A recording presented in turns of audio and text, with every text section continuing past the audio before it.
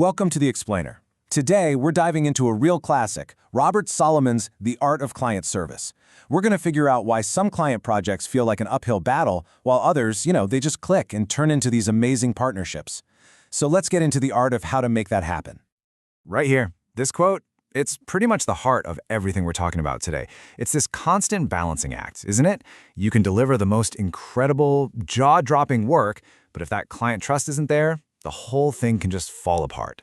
On the flip side, you can have a fantastic relationship, but if the work isn't strong, well, what's the point? Mastering this balance, that's the entire game. So, to figure this out, we've broken down Solomon's 58 rules into 4 essential pillars. These are going to guide us all the way from that very first strategy meeting to building a partnership that actually lasts. All right, first up, laying the foundation. This is all about the prep work. It's kind of like the hidden architecture of a building that keeps the whole thing from collapsing later on. And the absolute cornerstone of that architecture, it's the creative brief. Solomon just nails a problem every creative person has had.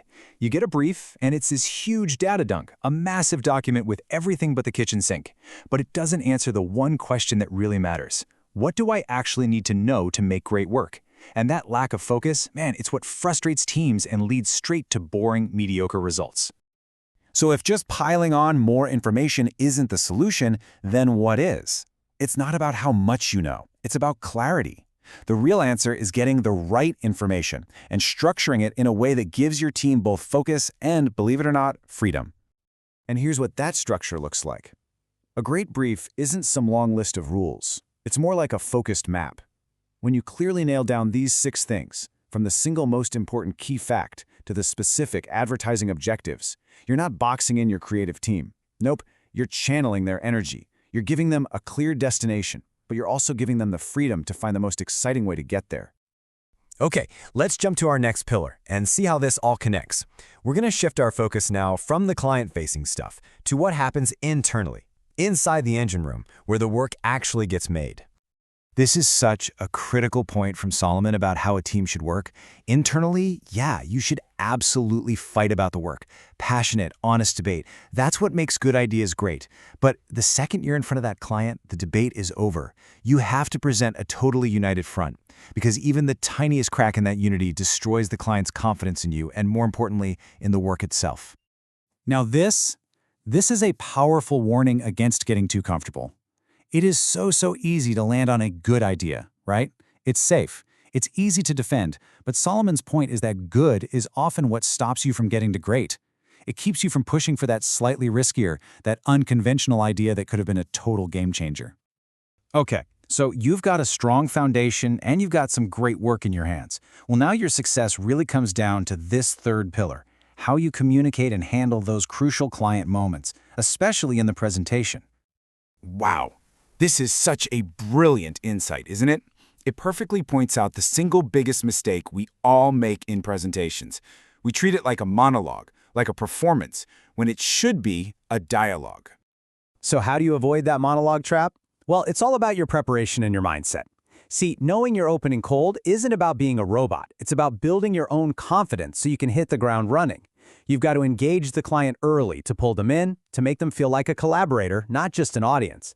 And through it all, you have to remember the most important rule on this entire list: listening is always more important than talking. You're there to solve their problem, and you can only do that if you actually hear what they have to say. And that brings us to our final pillar. This is the one that takes us from just thinking about single projects to building those enduring, trust-based partnerships. This is all about playing the long game. Okay, here is a perfect and super frustrating example of what happens when trust is low. Solomon has this great name for it: brief amnesia. You know the drill. The client agrees to and signs off on a strategy, but then, when they see the creative work that follows that strategy perfectly, they suddenly have all these new objections. Now, this isn't usually them being difficult. It's a symptom that the relationship foundation is shaky.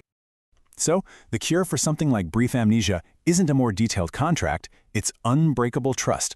And you build that trust with your actions, day after day. Do you really listen? Do you always keep your promises? Do you own up to your mistakes? When the answer to those questions is always yes, you stop being just another vendor and you start becoming a genuine partner. When you boil it all down, this is really the main takeaway of the entire book. You can have the most brilliant creative idea in the history of the world, but it can't survive, let alone thrive, without a strong, trusting relationship there to protect it. The relationship is the vessel that carries the work. So, as we wrap this up, let's make it super practical. Don't try to change a million things all at once. Just ask yourself this. What's one small thing we've talked about today that you can actually do differently tomorrow? What's that one single step you can take to make your most important client partnership just a little bit stronger?